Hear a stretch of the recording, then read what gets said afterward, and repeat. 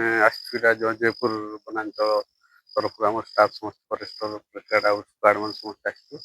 ଆଉ ଯାହା ଆପଣ ଶୁଣିଥିଲେ 17 ତାରିଖ ରାତିରେ ଯୋଉ ମାନେ ଗୋଟେ ଆମେ 17 ତାରିଖ 3ଟା ସମୟରେ ଆମର ଗୋଟେ ଆସିଥିଲା ଭାଇରାଲ ମାନେ ଗୋଟେ ଭିଡ଼ିଓ ପାଇଲୁ ଆଉ ତାକୁ ତାଙ୍କର ଇନକ୍ୱାରି ପାଇଁ ଆମେ ଆସିଥିଲୁ।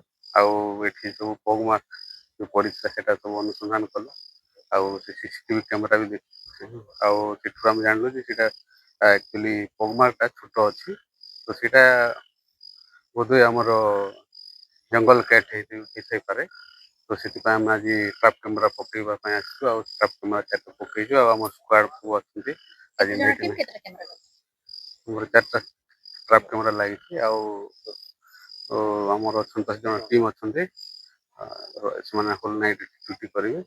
ଆଉ ଟ୍ରାପ୍ କ୍ୟାମେରାରେ ଯାହା ଆସିବ ଆମେ ଅବଗତ କରିବୁ ସମସ୍ତଙ୍କୁ। ତା ସହିତ ମୁଁ ସମସ୍ତ ଜନସାଧାରଣଙ୍କୁ କହୁଛି ଯେ ସେମାନେ ଆତଙ୍କିତ ହୁଅନ୍ତୁ ନାହିଁ। ଆମେ ସବୁବେଳେ ତାଙ୍କ ସହିତ ରହିବୁ, ସେ ଆମକୁ ସହଯୋଗ କରନ୍ତୁ। ଆଉ ଯଦି କୌଣସି ଖବର ପାଉଛନ୍ତି ଆମକୁ ସାଙ୍ଗେ ସାଙ୍ଗେ ଜଣାନ୍ତୁ।